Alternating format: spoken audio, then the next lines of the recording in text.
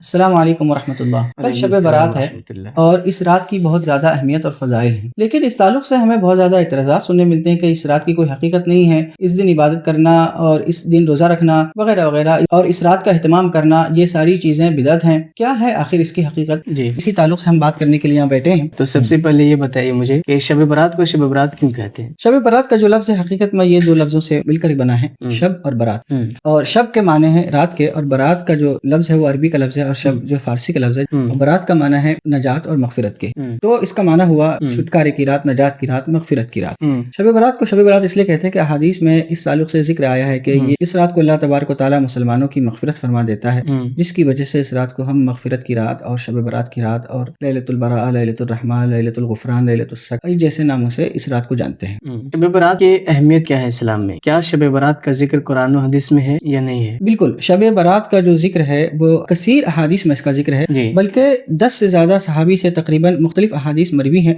جس میں حضرت سیدنا ابوبکر صدیق رضی اللہ عنہ، حضرت سیدۃ ام المؤمنین سیدتنا عائشہ صدیقہ رضی اللہ عنہا، اور حضرت ابو ہریرہ، حضرت معاذ بن جبل، حضرت ابو موسیٰ الاشعری، ان کے علاوہ دوسرے صحابہ کرام، ان سے مختلف احادیث مروی ہیں اس تعلق سے، شب برات کے فضیلت کے تعلق سے، جس میں اکثر احادیث کا جو مفہوم ہے وہ یہ ہے کہ اللہ تبارک و تعالیٰ اس رات کو مسلمانوں کی طرف تمام لوگوں کی مغفرت فرما دیتا ہے سوائے دو لوگوں کے، اور مختلف روایتوں کے مطابق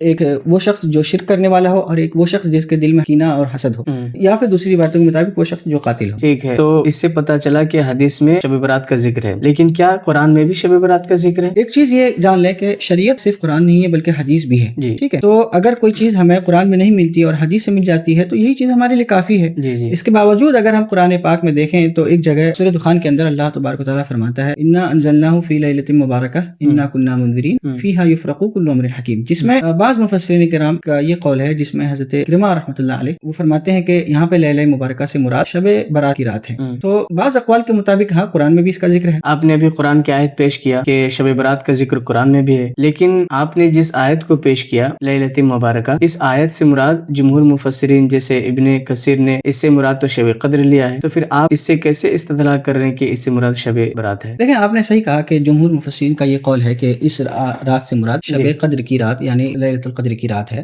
لیکن یہ ایسا نہیں ہے کہ بالکل بھی تمام مفسرین کا یہ قول ہے۔ بعض مفسرین کا، جیسا میں نے کہا کہ بعض مفسرین کا یہ قول ہے، اس کے باوجود اگر ہم جو بعض مفسرین کے اقوال ہیں ان کو نہ لیں، صرف احادیث سے اس بات کو مان لیں کہ ہاں شب برات کی جو رات ہے وہ اہمیت والی رات ہے، فضیلت والی رات ہے، اور اس رات جو ہے رزق کی تقسیم ہوتی ہے، تو یہ ہمارے لیے یہی کافی ہے۔ کوئی ضروری نہیں ہے کہ ایک چیز حدیث میں ذکر ہے تو اس کا ذکر قرآن میں بھی ہو۔ شریعت کا مصدر جس طریقے سے قرآن ہے اس طریقے سے حدیث بھی ہے۔ لیکن یہ لفظ شب برات اس کا تو شریعت میں کہیں ذکر نہیں ہے، اگر ذکر ہے تو لیلۃ النصف من شعبان کا ذکر ہے، تو پھر یہ شب برات کا لفظ جو ہم لوگ بار بار بولتے ہیں یہ تو پھر آپ اپنی طرف سے گاڑ دیے، اپنی طرف سے بنا دیے، اس کا ذکر حدیث میں یا قرآن میں کہاں ہے؟ دیکھیں، اعتراض کرنے والا اعتراض تو کر دیتا ہے، لیکن وہ یہ نہیں سوچتا کہ اس اعتراض کا کوئی سر اور پیر ہے بھی کہ نہیں۔ شب برات جو ہے عربی کا لفظ نہیں ہے، جیسا کہ میں نے پہلے ذکر کیا کہ شب جو فارسی کا لفظ ہے، اور قرآن و حدیث جو ہے یہ فارسی میں نہیں بلکہ عربی میں ہے، تو اس لفظ کو آپ تلاش کریں گے تو بالکل آپ کو لفظ شب نہیں ملے گا۔ لیکن ایک چیز یہ ہے کہ اگر ہم کسی چیز کا کوئی نام رکھتے ہیں، کوئی ضروری نہیں کہ وہ نام ویسی ہی ہو جیسا کہ قرآن و حدیث میں ذکر ہے۔ جیسا کہ ہم نماز کے لیے جو لفظ استعمال کرتے ہیں اپنی زبان میں نماز،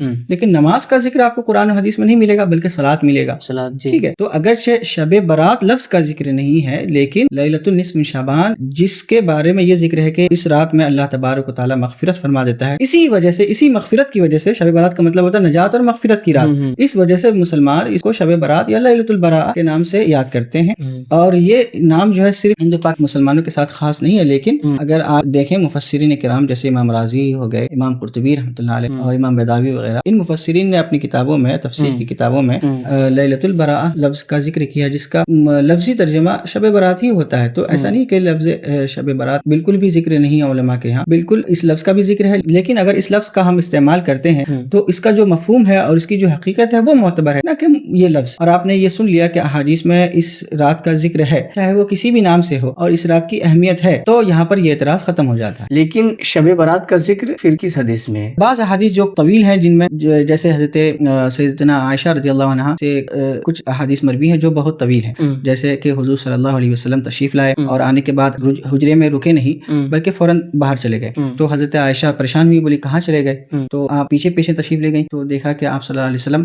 جنت البقیع میں کھڑے تھے اور دعائے مغفرت فرما رہے تھے مومنین کے لیے۔ تو پورا واقعہ اس میں ذکر ہے، جس کے آخر میں یہ ہے کہ اللہ کے رسول صلی اللہ علیہ وسلم واپس تشریف لائے اور شب برات کی فضیلت کا ذکر فرمایا. اور اس جیسی دوسری روایتیں خود حضرت سیدتنا عائشہ رضی اللہ عنہا سے مروی ہیں. ٹھیک ہے, تو اس طرح کی کثیر روایتیں موجود ہیں. آپ نے دلیل اس حدیث کو بنایا کہ حضور صلی اللہ علیہ وسلم نے اس حدیث میں شب برات کا ذکر کیا, یعنی 15ویں شعبان کا. کون سی حضرت عائشہ رضی اللہ عنہا والی؟ جی, یہ حدیث. تو اس حدیث سے آپ نے ثابت کیا کہ اس میں تو ذکر ہے 15ویں شعبان کا یعنی شب برات کا, لیکن امام بخاری اور امام ترمذی نے خود اس حدیث کو ضعیف کہا ہے اور منقطع کہا ہے. تو پھر اس حدیث کو آپ کیوں دلیل بنا رہے اور کیوں ثابت کر رہے ہیں کہ اس حدیث میں شب برات کا ذکر ہے؟ ضعیف حدیث سے کیوں دلیل بنا رہے آپ؟ دیکھیں, اگر مختصر میں یہ جواب دوں تو میں یہ کہوں گا کہ صرف اکیلی یہ حدیث نہیں ہے, بلکہ میں نے جیسا کہ ذکر کیا کہ 10 کے قریب صحابہ کرام سے یہ احادیث مروی ہیں شب برات کے فضیلت کے تعلق سے. ان میں سے کچھ احادیث حضرت سیدنا عائشہ رضی اللہ عنہا سے مروی ہیں, اور صرف یہ والی حدیث مروی نہیں ہے, کچھ احادیث یہ بھی مروی ہیں حضرت سیدہ عائشہ رضی اللہ عنہا سے کہ آپ صلی اللہ علیہ وسلم تشریف لائے, اللہ آنے کے بعد عبادت میں مشغول ہو گئے,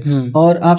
حضرت عائشہ نے اس طرح ٹٹولا تو دیکھا کہ آپ صلی اللہ علیہ وسلم موجود نہیں تھے, لیکن بعد میں دیکھا کہ وہ عبادت میں مصروف ہیں. ٹھیک ہے, اس جیسی دوسری روایتیں موجود ہیں جس میں شب برات کا ذکر ہے. وہ رات جو ہے 15ویں شب تھی شعبان کی. تو حضرت عائشہ صدیقہ رضی اللہ عنہا سے بھی دوسری روایتیں موجود ہیں, اور سیم روایت جو ہے دوسرے طرق سے بھی مروی ہے. امام بیہقی نے شعب الایمان کے اندر اس روایت کو ذکر کیا, اور آپ نے ترمذی کے حوالے سے کہا کہ امام ترمذی نے اس کو ضعیف اور منقطع کہا, اور امام بخاری نے اسے ضعیف کہا. اگر ہم منقطع مانتے بھی ہیں تو یہ انقطاع جو ہے صحابی اور تابعی کے طبقے میں ملے گا, اور جو متقدمین ائمہ محدثین کا مذہب ہے اس تعلق سے تو ان کے نزدیک مراسیل بھی مقبول ہیں. ٹھیک ہے, اور اس کے علاوہ ایسا نہیں ہے کہ صرف یہی والی حدیث, جیسا کہ میں نے ذکر کیا کہ کثرت سے حدیث موجود ہے. تو اگر یہ والی حدیث ضعیف بھی ہے, لیکن اس معنی میں اس کے جو شواہد اور متابعات ہیں اس کی وجہ سے یہ ساری احادیث مل کر کے صحت کے درجے تک پہنچتی ہیں, یعنی اس لائق بن جاتی ہیں کہ اس سے ہم حجت یا استدلال کر سکیں. آپ نے یہ کہا کہ حضور صلی اللہ علیہ وسلم عبادت میں مصروف تھے, تو حضور صلی اللہ علیہ وسلم اکیلے عبادت کر رہے تھے, تنہائی میں عبادت کر رہے تھے, لیکن ہم جو شب برات میں عبادت کرتے ہیں تو ہم تو اجتماعی طور پہ کرتے ہیں علی الاعلان, بلکہ ہم مسجد میں اعلان بھی کرتے ہیں کہ نماز کی طرف آؤ, اور لوگوں کو جمع کرتے ہیں مسجد میں, پھر پروگرام کرتے ہیں. تو پھر یہ کہاں سے ثابت ہے؟ نفلی عبادتوں کا جو مسئلہ ہے وہ فقہا کے نزدیک چاہے احناف ہو شوافی ہوں, اس میں ایسا ہے کہ آپ تداعی کے ساتھ یعنی لوگوں کو بلا کر کے اہتمام کے ساتھ جماعت کرواتے ہیں تو یہ چیز جو ہے مکروہ ہے, لیکن وہ بھی ایسی صورت میں کہ آپ اس پر دوام برتتے ہیں, یعنی لگاتار اپنی عادت بنا لیتے ہیں اور لگاتار اس چیز کو کرتے ہیں, تو ایسی چیز کو علماء منع فرماتے ہیں اور فقہا منع فرماتے ہیں. ورنہ اگر نفل میں آپ جماعت کرتے ہیں اور ایسی جماعت کہ آپ نے کبھی کبھار کر لیا تو بالکل بھی ممنوع نہیں ہے اور کوئی حرج نہیں ہے اس میں. کہ آپ کی باتوں سے یہ پتا چلا کہ نفلی عبادت اجتماعی طور پہ مجلس کے ساتھ کر سکتے ہیں, اس میں کوئی حرج نہیں, لیکن اس دن یعنی شب برات کے دن لوگ کثرت تعداد میں آتے ہیں اور مسجدوں میں چراغاں کرتے ہیں اور پھر شادی ہال کی طرح مسجد کو سجاتے ہیں, گھروں کو سجاتے ہیں. یہ عبادت ہے یا پھر نمائش ہے؟ کیونکہ اللہ نے خود قرآن میں فرمایا فضول خرچی سے بچو, تو ہم پھر کیوں شادی ہال کی طرح مسجدوں کو گھروں کو سجاتے ہیں؟ مسجدوں کو سجانا اس کا ایک حکم ہے, گھروں کو سجانا اس کا ایک الگ حکم ہے, اور مسجدوں میں اگر کہیں پر تربیتی مجالس ہو رہی ہیں جس میں علماء دین واعظ و نصیحت کی باتیں کر رہے ہیں, دین اور اللہ رسول کی باتیں کر رہے ہیں, لوگوں کو سکھا رہے ہیں, ان ساری چیزوں کا الگ الگ حکم ہے. مسجدوں کو سجانے میں کوئی حرج نہیں ہے, تو چاہے وہ شب برات کے دن ہو یا اس کے علاوہ ہو, اور اسی طریقے سے مسجدوں کو روشن رکھنے میں بھی کوئی حرج نہیں ہے, بلکہ ثواب اور عبادت کا کام ہے. اور رہا کہ خاص کر شب برات ہی کو کیوں, دیکھیں کہ شب برات کو مسجدوں میں روشنی کرنا اس نیت سے کہ شب برات کے اندر یہ کوئی واجب چیز ہے شب برات کی وجہ سے, ایسا نہیں ہے. اور یوں ہی اگر کہیں پر راستوں میں بھی اگر لائٹنگ ہو رہی ہے, کہیں پر راستوں کو بھی سجایا جا رہا ہے اس طور پر کہ وہاں پہ لائٹیں وغیرہ لگائی جا رہی ہیں, تو چونکہ آمد و رفت ہوتی ہے لوگوں کی, تو کہیں آنے والے جانے والوں کو تکلیف نہ ہو. آپ نے صحیح کہا, لیکن مسجد میں جو پروگرام ہوتا ہے شب برات کے دن, تو اس میں ائمہ حضرات اکثر بتاتے ہیں کہ آپ 4 رکعت نفل پڑھ لو, 8 رکعت, ان میں سے پہلی رکعت میں 7 مرتبہ سورہ اخلاص پڑھنا یا 50 مرتبہ پڑھنا, اس طریقے سے بہت سارے فضائل بتاتے ہیں. تو اس کی کیا حقیقت ہے شریعت میں؟ دیکھیں, پہلی چیز یہ کہ شب برات کی خاص نماز نہیں, ٹھیک ہے, یہ عبادت والی رات ہے, اور اس میں اللہ تبارک و تعالیٰ کو کثرت سے یاد کیا جائے, توبہ استغفار کرے, اور مختلف عبادتیں چاہے نوافل کی صورت میں ہو, قرآن کی تلاوت میں ہو, اور تسبیح اور اذکار کی صورت میں ہو, نبی کریم صلی اللہ علیہ وسلم پر درود و سلام پڑھ کر کے ہو, یہ ساری چیزیں ہیں. اس کے علاوہ جس بندے کو نیکی کا جو راستہ میسر ہو اس اعتبار سے نیکی کا کام کرے اور عبادتوں میں مشغول اور مصروف رہے, ٹھیک ہے, پہلی چیز یہ. دوسری چیز یہ کہ اگر کوئی شخص جا کر کے امام صاحب سے پوچھتا ہے کہ میں کیا پڑھوں, اور امام صاحب کہہ دیتے ہیں کہ آپ 8 رکعت نماز پڑھ لیجئے اور 20 رکعت نماز پڑھ لیجئے, 10 رکعت نماز پڑھ لیجئے, اور اس کے پیچھے کوئی تربیتی مقصد ہے امام صاحب کا, تو بالکل درست ہے, کیونکہ امام صاحب اگر کسی کو کہتے ہیں کہ آپ 10 رکعت پڑھ لیجئے تو اس غرض سے ہوگا کہ آپ کو نماز پڑھنا ہے اور عبادت کرنی ہے. کوئی ضروری نہیں کہ 10 ہی رکعت پڑھیں, کوئی ضروری نہیں کہ آدھی رکعت پڑھیں. امام صاحب کا مقصد یہ ہوتا ہے کہ ان کو عبادت کا رغبت دلانا. باقی یہ رہا کہ یہ سمجھ لینا کہ یہ نماز شب برات کے لیے مخصوص ہے, شب برات کے ساتھ کوئی خاص ہے, تو ایسا کچھ بھی نہیں نہیں ہے جی یعنی اس کی کوئی حقیقت نہیں، اور امام جو بتاتے ہیں تو رغبت کے لیے بتاتے ہیں تاکہ بندہ اللہ کی عبادت میں لگا رہے. ہاں، چونکہ کچھ لوگ ایسے بھی ہوتے ہیں کہ انہیں پتہ نہیں ہوتا، حقیقت میں نہیں پتا کہ کیا کرے کیا نہیں کرے، تو امام صاحب کہتے ہیں کہ آپ 10 رکعت نماز پڑھ لیجیے، 20 رکعت، تو یہ تربیتی تاکہ رات بھر عبادت میں لگا رہے. اس رات میں یعنی شب برات کے رات میں ٹولی بنا کر کے جانا اور جماعت در جماعت قبرستان جانا، یہ کہاں سے ثابت ہے؟ دیکھیں، اس کا وہی حکم ہے جو عام دنوں میں ہے کہ جس طریقے سے عام دنوں میں مسلمانوں کی قبروں کی زیارت کرنا درست ہے اور اس نیت کے مطابق ہے، جس طریقے سے عام دنوں میں مسلمانوں کی قبروں میں جانے کا حکم ہے، سیم وہی حکم شب برات کے دن کا بھی ہے. ہاں، یہ ہے کہ اس دن چونکہ انسان کوشش کرتا ہے کہ زیادہ سے زیادہ عبادت میں مصروف رہے، تو یوں ہی کیا کہتے ہیں وہ اپنے مرحومین کی قبروں میں جا کر کے دعا وغیرہ بھی کر لیتا ہے کہ اللہ ان کی بھی مغفرت فرمائے. جس طریقے سے وہ اپنی مغفرت، جس طریقے سے وہ اپنے لیے مغفرت طلب کرتا ہے تو اپنے مرحومین کے لیے بھی مغفرت طلب کر لیتا ہے قبرستان جا کر. تو قبرستان جانے میں کوئی حرج نہیں ہے، یہ بالکل درست ہے، اس میں کوئی مسئلہ نہیں ہے. آپ نے قبرستان کا ذکر کیا تو میرے ذہن میں فوراً ایک سوال آیا. اکثر لوگ یہ بھی کہتے ہیں شب برات کے دن روحیں آتی ہیں اور اپنے گھر والوں سے طلب کرتی ہیں کہ ان کے لیے مغفرت دعا کرے یا اس کے لیے اصالہ ثواب کرے. تو انسان ایک مرتبہ جب انتقال ہو جاتا ہے تو پھر دوبارہ روح دنیا میں آتی ہے، کیا یہ ممکن ہے شریعت میں؟ اسلام میں جو روحوں کے تعلق سے مسائل ہیں وہ بالکل واضح اور کلیئر ہیں، اور یہ مسئلہ جو ہے روحوں کا گھر پہ آنا یا روحوں کا آزاد ہونا یا روحوں کے پاس یہ اختیار ہونا کہ وہ ادھر ادھر جا آ سکے، تو اس کا تعلق جو ہے مطلق علم سے ہے، نہ کہ کسی عقیدے اور نہ ہی فقہی احکام سے ہے. تو اگر اس چیز کو ہم سمجھتے ہیں کسی ضعیف حدیث سے بھی تو اس میں کوئی مضائقہ نہیں ہے، کیونکہ یہاں پر کوئی فقہی حکم ثابت نہیں ہو رہا، کوئی عقیدہ ثابت نہیں ہو رہا. بہرحال روحوں کا جو مسئلہ ہے وہ یہ ہے کہ اکثر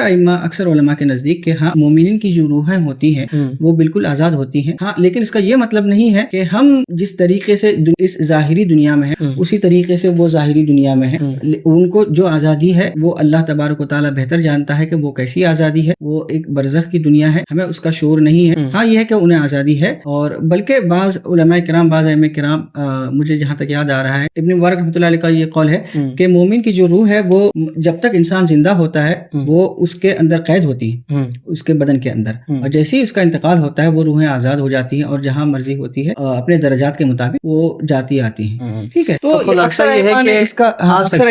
اکثر ائمہ نے اس کا تذکرہ کیا ہے، جیسے امام سیوطی رحمۃ اللہ علیہ نے اس کے لیے خاص کتاب تصنیف فرمائی شرح الصدور، اور دوسری تصنیفات مختلف علماء کرام کی موجود ہیں، اس میں تفاصیل موجود ہیں. بہرحال اس سے یہ سمجھ میں آتا ہے کہ ہاں ان کو یہ اختیار تو ہے، لیکن یہ کوئی ایسا عقیدے کا مسئلہ نہیں ہے. اگر کوئی نہیں مانتا تو اس کے اوپر بھی کوئی مضائقہ نہیں ہے، اور جو مانتا ہے اس کے لیے بھی کوئی مضائقہ نہیں ہے. لیکن یہ ہے کہ اللہ تبارک و تعالیٰ جس کو جیسی زندگی دینا چاہتا ہے مرنے کے بعد، جس طریقے سے اس کو رکھنا چاہتا ہے وہ ایسا رہے گا. اس میں ہر کسی کا اتفاق ہے. تو اگر اللہ کی مرضی ہے کہ وہ روحیں آزاد ہوں تو بالکل آزاد ہوتی ہے، اللہ کی مرضی ہے کہ نہیں کسی خاص جگہ پر ہوں تو بالکل وہ خاص جگہ پر ہوتی ہے. ٹھیک ہے، تو یہ بات ہمیں پتہ چل گئی کہ روح آ سکتی ہے اس میں. اب یہ بتائیں کہ ائمہ حضرات اور علماء کرام قرآن و حدیث کے ذریعے بہت سارے فضائل بتاتے ہیں کہ اس رات کی بہت فضیلت ہے، یہ عظمت والی رات ہے، برکت والی رات ہے. لیکن ایک بندہ ہے جو پوری رات عبادت کرتا رہے اور اللہ کی یاد میں اس رات کو گزارے، لیکن وہ اپنے بھائی سے ناراض ہے، اپنے پڑوسیوں سے حسد کرتا ہے یا اپنے بھائی سے وہ جلن رکھتا ہے، تو کیا اللہ تبارک و تعالیٰ اس کی مغفرت فرمائے گا، اس کی عبادت کو قبول کرے گا؟ دیکھیں، عبادت کی قبولیت کا تعلق بندہ اور رب کے درمیان ہے. ٹھیک ہے، تو اللہ تبارک و تعالیٰ کی جیسی مرضی ہوگی عبادت کو قبول کرے گا یا نہیں کرے گا.